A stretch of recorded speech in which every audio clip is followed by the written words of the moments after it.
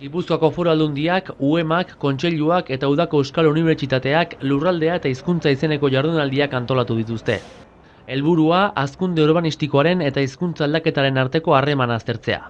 Lurraldearen antolaketak hizkuntzei zertan eragiten dien aztertu nahi dugu jardunaldi akademiko hauen bidez. Azken batean, euskaraz bizi ahal izateko baldintzak sortu eta bitartekoak jarri nahi baditugu, aspektu sozial guztiak hartu behar ditugu kontuan.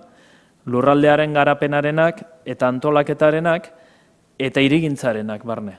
Eragin linguistiko arraz desberdina du, hiri handi batean 2000 etxe bizitza eraikitzeak edo herri txiki batean 200 etxe bizitzeak, etxe bizitza berri egiteak, beste hainbat eremutan horrek eragina dauka, baina hizkuntzai dagokionez ere, balako hazkundeek badaukate nolabaiteko eragina. Bai lurralde antolakuntzan eta bai hirigintzan, alegia bi disiplina horietan, hizkuntzaren gaineko ikuspegiak ere bere lekua izan behar duela. Halako politikak egiten direnean, hizkuntzaren ikuspegia ere kontuan hartu behar dela. Lurralde antolakuntzak eta hirigintzak hiztunengan duten eragina aztertuko dute beraz 3 helburu nagusi dituzten jardunaldietan.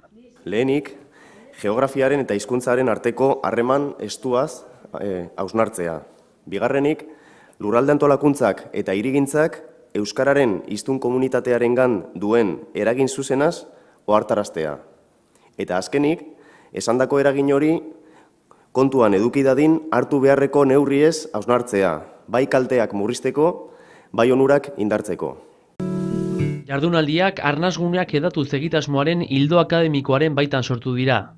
Euskal Herriko kaso batzuk ezagutzeaz gain, Alan Uharteak, Flandria eta Galeseko ordezkariak entzuteko aukera ere izango da jardunaldietan.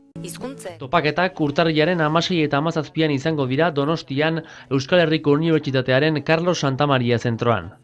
Matrikula doakoa da eta izen ematea irubebikoitz.ueu.org web orriaren bitartez egin daiteke. Baina basoa babesteko biderik eraginkorrena, inguruan gero eta zuhaitz gehiago landatzea da.